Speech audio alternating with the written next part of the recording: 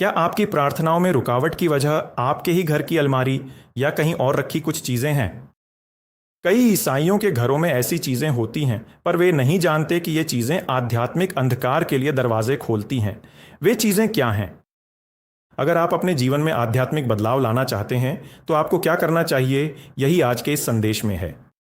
नमस्ते, मैं हूं जॉर्जी मैथ्यू एलेक्सियोस और पॉइंटर टू इटर्निटी में आपका स्वागत है। देखिए, ईश्वर ने अपने बच्चों इजरायलियों से बहुत पहले ही कह दिया था कि अपने घरों में ऐसी कोई चीज़ ना लाए जिससे श्राप मिले। तब ऐसा क्यों कहा गया था? क्या आज के समय में इसकी कोई प्रासंगिकता है? आप देखिए, जब ईश्वर अपने बच्चों इजरायलियों को मिस्र देश से बाहर निकाल कर लाए थे, तब ईश्वर ने साफ तौर पर बताया था कि उन्हें क्या पसंद है और क्या नापसंद है। व्यवस्था विवरण 7 के 25 और 26 आयतों में ईश्वर कहते हैं कि अन्य देवताओं की मूर्तियों और उनकी छवियों को जला देना चाहिए। ईश्वर ने कहा था कि घृणित और श्राप लाने वाली कोई भी चीज़ अपने घर में ना लाएं। ईश्वर जानते थे कि अगर वे ऐसी चीज़ें अपने घरों में लाएंगे तो ये इजरायली अनजाने में इन झूठे देवताओं से जुड़ जाएंगे। ईश्वर जानते थे कि इस गहरे और गहन आध्यात्मिक अंधकार के कारण वे सच्चे और वास्तविक ईश्वर से दूर हो जाएंगे। इसलिए आज मैं आपको कुछ बहुत ही व्यावहारिक आध्यात्मिक कदम बताने जा रहा हूं। मैं आपको वे कदम बता रहा हूं जिनसे हम अपने घरों, अपने दिलों और ईश्वर के साथ अपने चलने की रक्षा कर सकें, ताकि शैतानी आत्माओं के लिए हमारे जीवन के द्वार कभी न खुलें। तो फिर शैतानी चीज़ों के बारे में बाइबल क्या कहती है? बाइबल में ईश्वर अन्य देवताओं के बारे में क्या कहते हैं? निर्गमन 20 की 3री आयत में ईश्वर ने स्वयं कहा था कि मेरे सिवा तेरा कोई दूसरा देवता ना हो। देखिए, पहली आज्ञा में ही ईश्वर के प्रति अनन्य भक्ति, केवल ईश्वर के लिए पूर्ण समर्पण और आराधना की बात है। उसमें अन्य वस्तुओं या अन्य देवताओं के लिए कोई स्थान नहीं है। देखिए, ईश्वर ने हमें पहले ही चेतावनी दी है कि हमारा तंत्र मंत्र, टोना टोटका और जादू टोना जैसी चीज़ों से कोई संबंध नहीं होना चाहिए। व्यवस्था विवरण 18 की 10वीं और 11वीं आयतों में ही कहा गया है कि शकुन विचारने वाला, शुभ अशुभ मुहूर्त मानने वाला, टोन्हा, तांत्रिक, ओझा, भविष्य बताने वाला या जादूगर तुम्हारे बीच न पाया जाए। यह ईश्वर की आज्ञा है। ये सभी आयतें चेतावनी देती हैं कि हमें ईश्वर के अलावा किसी अन्य स्रोत से आध्यात्मिक ज्ञान या सुरक्षा नहीं खोजनी चाहिए। तब कुछ लोग पूछ सकते हैं, ओह, क्या ऐसा भी कुछ होता है? देखिए, होशे नबी की किताब के 4थे अध्याय की 6ठी आयत पर ध्यान दें। वहां लिखा है, मेरे लोग ज्ञान के अभाव में नष्ट हो रहे हैं। ईश्वर ने कहा कि ज्ञान की कमी के कारण मेरी प्रजा का विनाश हो रहा है। तो अगर आवश्यक ज्ञान न हो, सही जानकारी न हो, तो कभी कभी विनाश हो सकता है। मैं जो कह रहा हूं वह एक आध्यात्मिक बात है। तो बाइबल से ही हमें ईश्वरीय ज्ञान मिलता है और हम समझ सकते हैं कि ईश्वर क्या चाहता है और हमें किन चीज़ों से बचना चाहिए। इसीलिए कहा जाता है कि बाइबल पढ़नी चाहिए। मैं अब उन चीज़ों के बारे में बताने जा रहा हूं जो आमतौर पर अंधकार की शक्तियों के लिए द्वार खोलती हैं। मुझे अब उन्हीं वस्तुओं के बारे में साझा करना है। जब मैं यह कहता हूं, यदि हमारे पीटी परिवार के विश्वासी और ईसाई इसे देख रहे हैं, तो मैं आपको प्रोत्साहित करता हूं कि आप प्रार्थनापूर्ण तरीके से इसका मूल्यांकन करें। यानी आपको इसे प्रार्थना के साथ सुनना चाहिए और फिर जैसा ईश्वर आपको दिखाए वैसा ही करें जैसा ईश्वर कहता है। पहली वस्तु है मूर्ति जैसे प्रतीक और प्रतिमाएं, मूर्ति जैसे दिखने वाले चिन्ह और मूर्तियां। देखिए, कोई भी वस्तु जो झूठे देवताओं की ओर इशारा करती है, चाहे वह नक्काशीदार चीज़ें हों या धार्मिक प्रतीक, कोई भी ऐसी वस्तु जो आपका ध्यान बाइबल द्वारा प्रकट किए गए सच्चे ईश्वर से हटाती है, चाहे वह कोई भी मूर्ति हो, वह सब इसी श्रेणी में आएगी। इन सब के बारे में ईश्वर ने व्यवस्था विवरण 7 के 25 में चेतावनी दी है। देखिए, ऐसी चीज़ें हमारा ध्यान सच्चे ईश्वर से हटाकर किसी और दिशा में ले जाएंगी। इसीलिए ईश्वर ने चेतावनी दी थी। वास्तव में बाइबल खुद स्पष्ट करती है कि ऐसी सभी वस्तुएं यानी सभी मूर्तियां मानव निर्मित हैं। यशायाह की पुस्तक के अध्याय 44 के पद 15 से 17 में ईश्वर स्वयं कह रहे हैं, फिर वह मनुष्य के आग जलाने के काम आता है। वह उसमें से कुछ लेकर आग तापता है और उसे जलाकर रोटियां सेंकता है और उससे एक देवता बनाकर उसे दंडवत करता है और एक मूरत बनाकर उसके सामने साष्टांग प्रणाम करता है। उसके एक भाग से वह आग जलाता है, एक भाग से वह मांस भूनकर खाता है। इस प्रकार वह खाकर तृप्त होता है। वह आग तापता है। वह कहता है, आहा, मैं गर्म हो गया, मैंने आग देख ली। और उसके बचे हुए भाग से वह एक देवता, एक मूरत ही बनाता है और उसके सामने साष्टांग प्रणाम करके उसे दंडवत करता है और उससे प्रार्थना करके कहता है, मुझे बचा ले क्योंकि तू मेरा देवता है। देखिए, इसीलिए मैंने कहा कि बाइबल में ईश्वर स्वयं स्पष्ट करते हैं कि इन चीज़ों में कोई जीवन नहीं है। साथ ही हमें यह समझना चाहिए और भूलना नहीं चाहिए कि इनके पीछे काम करने वाली दुष्ट शक्तियां भी हैं। देखिए, ड्रीम कैचर्स जैसी चीज़ें ये सब कई लोगों के घरों में सजावटी सामान के तौर पर रखी जाती हैं, लेकिन उनकी उत्पत्ति शैतानी है, उनका मूल शैतानी है।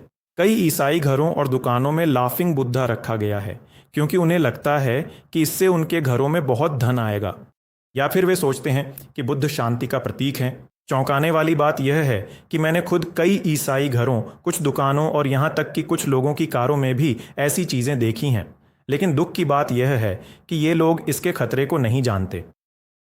फिर अन्य धर्मों के देवताओं की मूर्तियां या संतों की मूर्तियां, ऐसी सभी चीज़ें आपको अपने घरों से हटा देनी चाहिए। देखिए, यदि आप पहले यानी ईसा मसीह को जानने से पहले किसी अन्य धार्मिक व्यवस्था के अधीन थे, तो वहाँ की वे सभी वस्तुएं, उससे जुड़ी सभी अशुद्ध वस्तुओं को आपको अपने घरों से हटा देना चाहिए। इतना ही नहीं, यदि आप पहले कुछ पूजा और अनुष्ठान करते थे तो उनसे जुड़ी सभी वस्तुओं को भी अपने घर से हटा देना चाहिए। देखिए, याकूब का ससुर अरामी लाबान मूर्तियों की पूजा करता था, इसलिए उस परिवार के लोगों में यह प्रवृत्ति थी कि वे जहां भी जाते अपने साथ मूर्तियां ले जाते थे। हम बाइबल में पढ़ते हैं कि लाबान की बेटी राहेल ने भी अपने पति के साथ घर छोड़ते समय अपने घर के कुछ देवताओं को साथ ले लिया था। काफ़ी समय बाद याकूब अपने परिवार के सदस्यों से कहता है, जब वे बेतेल जा रहे थे, क्योंकि वे वहां परमेश्वर को बलिदान चढ़ाने जा रहे थे, इसलिए वहां जाने से पहले याकूब कहता है कि उन सभी को अपने पास मौजूद सभी मूर्तियों को हटा देना चाहिए। फिर दूसरा है गुप्त या न्यू एज वस्तुएं, यानी जादू टोना और स्पिरिट गाइड्स, जैसे कि तंत्र मंत्र, टोना टोटका, अभिचार और उनसे जुड़ी वस्तुएं, और टैरो कार्ड और ओइजा बोर्ड, वूडू डॉल्स, ज्योतिष से जुड़ी वस्तुएं, कुछ क्रिस्टल और ऐसी चीज़ें आपके घर में नहीं होनी चाहिए, क्योंकि शास्त्र कहता है कि हमें मार्गदर्शन या हमें राह दिखाने वाले ज्ञान के लिए परमेश्वर के अलावा किसी अन्य स्रोत से नहीं पूछना चाहिए। फिर ज्योतिष यानी एस्ट्रोलॉजी से जुड़ी किताबें, फेंग शुई, वास्तुशास्त्र, जादू टोना यानी टोना टोटका और तंत्र मंत्र से जुड़ी सभी किताबों को आपको अपने घर से हटा देना चाहिए। फिर गुप्त तत्वों वाली किताबें जैसे हैरी पॉटर, जिन्हें हमारे कई बच्चे पढ़ सकते हैं, जादू टोना और शैतानी चीज़ों से जुड़ी किताबें, फिर युवाओं और बड़ों के पास मौजूद पोर्नोग्राफी से जुड़ी कुछ अश्लील किताबें और पत्रिकाएं। अब कई लोगों के कंप्यूटर और स्मार्टफोन में मोबाइल फ़ोन के अंदर ही कुछ फाइलें स्टोर हैं, इन सभी को हटा देना चाहिए। फिर कुछ लोग दूसरे धर्मों की गहरी अर्थ वाली कुछ वस्तुएं अपने पास रख सकते हैं। उदाहरण के लिए कुछ खोपड़ियाँ, सांप, फिर संतों की मूर्तियाँ, फिर पेंटाग्राम, ऐसी सभी चीज़ें उनके पास होती हैं। कुछ लोग ज्योतिष से जुड़े कुछ विशिष्ट क्रिस्टल आभूषण के रूप में पहनते हैं। यह वचन पर आधारित नहीं है, इसके माध्यम से आध्यात्मिक रूप से शैतानी दुनिया के लिए दरवाज़ा खोला जा रहा है। देखिए, प्रेरितों के काम 19 में हम इफिसुस की उस कलीसिया के विश्वासियों के बारे में पढ़ते हैं। उन्होंने जादू की किताबें और टोना टोटका और तंत्र मंत्र के लिए इस्तेमाल की जाने वाली वस्तुओं, किताबों और स्क्रॉल को जला दिया। हम वहाँ पढ़ते हैं कि उनका कुल मूल्य 50,000 चांदी के सिक्के था। उन्होंने वहाँ बहुत बड़ी कीमत की चीज़ जला दी थी। और फिर हम पढ़ते हैं कि वचन वहाँ बहुत सामर्थ्य के साथ फैल गया। फिर तीसरा, गुड लक चार्म्स और अंधविश्वास, कुछ चीज़ें जो सौभाग्य लाती हैं, यानी कुछ चीज़ें जो बुराई से सुरक्षा देती हैं, जैसे कि चार्म्स और कुछ ताबीज़। ये सभी चीज़ें हमारा ध्यान और भरोसा परमेश्वर से हटाकर दूसरी चीज़ों की ओर मोड़ देंगी। जब आप कुछ यात्राओं से अपने घरों को वापस लौटते हैं, तो आप उन जगहों से क्या खरीद कर अपने घर में लाकर रखते हैं, ये बहुत महत्वपूर्ण है। आपको बहुत सावधान रहना चाहिए। उदाहरण के लिए, कुछ लोगों के घरों में ये जापानी बेकनिंग कैट देखी जा सकती है, जापानी बेकनिंग बिल्ली, फिर कुछ जादू टोना, अफ्रीका के कुछ जादू टोने से संबंधित आदिवासी मुखौटे, फिर बाली जैसी जगहों की कुछ मूर्तियाँ, फिर कई घरों में दिखने वाले विंड चाइम्स या मैजिक बेल्स। चीनी और बौद्ध रीति रिवाजों के अनुसार वे इन विंड चाइम्स का उपयोग बुरी आत्माओं को भगाने और वहाँ सकारात्मक ऊर्जा लाने के लिए करते हैं। फिर कुछ लोग पोस्टर और कुछ खास तरह के कपड़े इस्तेमाल करते हैं। फिर मीडिया में हम देखते हैं कि शैतानों, डरावनी चीज़ों और हिंसा को महिमा मंडित करने वाले कुछ कार्यक्रम दिखाए जाते हैं। फिर समलैंगिकता को बढ़ावा देने वाली कुछ चीज़ें और कपड़े, हैलोवीन से जुड़ी चीज़ें, फिर दूसरों के प्रति नफरत दिखाने वाले कुछ कपड़े, देवी देवताओं की पेंटिंग और मिस्र के देवताओं के कुछ चित्रलिपि, ये सब कुछ लोगों के घरों में देखा जा सकता है। देखिए, हम बाइबल में राजा आहाज को देखते हैं। यहूदा के राजा आहाज असीरिया के राजा तिग्लत पिलेसेर से मिलने दमिश्क गए थे। किस लिए? ताकि वह सीरिया और इजराइल के खिलाफ उसकी मदद कर सके। लेकिन जब वह वहां गया तो उसने एक मूर्ति पूजक वेदी देखी और उसका डिजाइन उसे पसंद आ गया। वापस आकर राजा आहाज ने उरिय्याह नाम के याजक से कहा कि मंदिर में उनकी वेदी के बजाय इस असीरियाई वेदी को स्थापित किया जाए, तो उन्होंने वहां वैसा ही बना दिया। और फिर क्या हुआ? उस साम्राज्य में बहुत बड़ी बुराई, विनाश और पतन हुआ। देखिए, नीति वचन 3:5 में जो कहा गया है उस पर ध्यान दें। हमें अपनी बुद्धि और क्षमता पर भरोसा न करके प्रभु पर पूरा भरोसा रखना चाहिए, इसलिए केवल प्रभु पर ही भरोसा रखें। फिर चौथा, मीडिया और मनोरंजन जो अंधकार को महिमामंडित करता है। देखिए, कई फिल्में, संगीत कार्यक्रम और खेल, चाहे वे फोन पर हों या कंप्यूटर पर खेले जाने वाले खेल हों, ये सभी कई गुप्त विषयों, शैतानी विषयों, हिंसा और अनैतिकता पर केंद्रित हैं और इसी आधार पर इन्हें बनाया गया है। इन चीज़ों की वजह से कुछ लोगों में डर पैदा हो जाता है। ये सब चीज़ें इंसान को भगवान के न्याय के रास्ते से भटका देती हैं। देखिए, पहले हमें लगता है कि इनमें कोई बुराई नहीं है, ये हानिरहित हैं, लेकिन इसकी वजह से इसे अपनाने वालों के मन में डर और कायरता का माहौल बन जाता है। कुछ लोगों में तो आत्महत्या की प्रवृत्ति भी आ सकती है। यह अब वैज्ञानिक रूप से सिद्ध हो चुका है। अगर बच्चे कंप्यूटर और फोन पर इस तरह के हिंसक खेल खेलते हैं तो बाद में उनके स्वभाव में दूसरों को नुकसान पहुंचाने और उन्हें खत्म करने जैसे विचार आने लगते हैं। अभी हाल ही में आपने खबरों में सुना होगा कि उत्तर भारत में 3 बहनें जिस इमारत में रहती थीं, वे एक फ्लैट में रहती थीं। वे उस इमारत की छत से कूद गईं और उनकी मौत हो गई। वजह क्या थी? उनके माता पिता ने उनके मोबाइल फ़ोन छीन लिए थे। उन्होंने महसूस किया कि ये तीनों बहनें कोरियन ड्रामा और सोशल मीडिया की बहुत बड़ी आदी हो गई थीं और उनकी गुलाम बन गई थीं। अब तो ईसाई बच्चे भी ऐसी चीज़ों के गुलाम होते जा रहे हैं। इसीलिए मैंने कहा कि यह कोई बच्चों का खेल नहीं है, यह बहुत गंभीर बात है। देखिए, फिलिप्पियों 4:8 में कहा गया है कि जो कुछ भी पवित्र है, जो कुछ भी सुहावना है, जो कुछ भी नेक नामी की बातें हैं, हमें उन्हीं चीज़ों के बारे में सोचना चाहिए। देखिए, कुछ समय पहले मैंने मीडिया में शैतानी ताकतों और हम उनसे कैसे पार पा सकते हैं, इस पर एक संदेश दिया था। अगर आप इसे इसके साथ देखेंगे तो यह और भी आशीष का कारण होगा। इस संदेश को देखने के बाद उसे देखें, उसका लिंक मैं नीचे डिस्क्रिप्शन में दे दूंगा।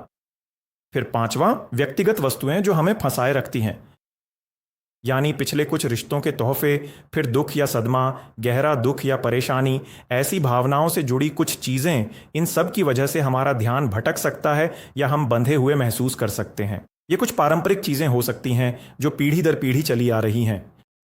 उदाहरण के लिए, कुछ चीनी कलाकृतियों में शाही ड्रैगन यानी अजगर जैसे जीव, ये सब बहुत खतरनाक हैं। आप में से कुछ लोग डेरेक प्रिंस को जानते होंगे, जो प्रभु के एक सेवक थे जिन्हें प्रभु ने शक्तिशाली छुटकारे की सेवा में इस्तेमाल किया और एक बाइबल शिक्षक के रूप में भी। उनके परिवार में उनके नाना यानी उनकी माँ के पिता एक चीनी कलाकृति लेकर आए थे जिसमें इन शाही ड्रैगन की तस्वीर थी। यह उन्हें तब मिली थी जब वे चीन में ब्रिटिश सेना में सेवा कर रहे थे। इस तरह उनके नाना उस वस्तु को एक पारिवारिक विरासत के रूप में अपने परिवार में ले आए। बाद में जब डेरेक प्रिंस ने प्रार्थना और अपनी सेवा शुरू की तो पवित्र आत्मा ने उन्हें दिखाया कि यह वस्तु उनकी सेवा में एक बड़ी बाधा थी। जब उन्होंने यह समझा और उसे अपने घर से हटा दिया, तब उनकी सेवा में एक बड़ी सफलता मिली। देखिए, इसमें कोई आश्चर्य की बात नहीं है, क्योंकि प्रकाशित वाक्य 12 में शैतान को एक ड्रैगन यानी एक अजगर के रूप में ही चित्रित किया गया है। इब्रानियों 12:1 में ही हमें प्रोत्साहित किया गया है कि हर एक रोकने वाली वस्तु और उलझाने वाले पाप को दूर करके उस दौड़ में धीरज से दौड़ें जो हमारे सामने है।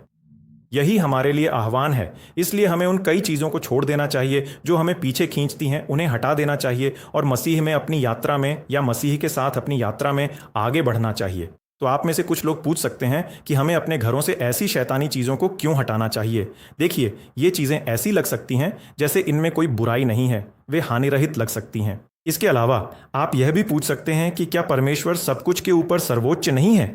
लेकिन आत्मिक जगत में शैतानी आत्माएं ऐसी वस्तुओं का उपयोग कर सकती हैं और फिर वे हमारे जीवन और हमारे परिवारों में प्रवेश द्वार के रूप में कार्य कर सकते हैं। जहां भी हम हैं, वे अपनी शक्ति दिखाने और हमें नियंत्रित करने का प्रयास कर सकते हैं।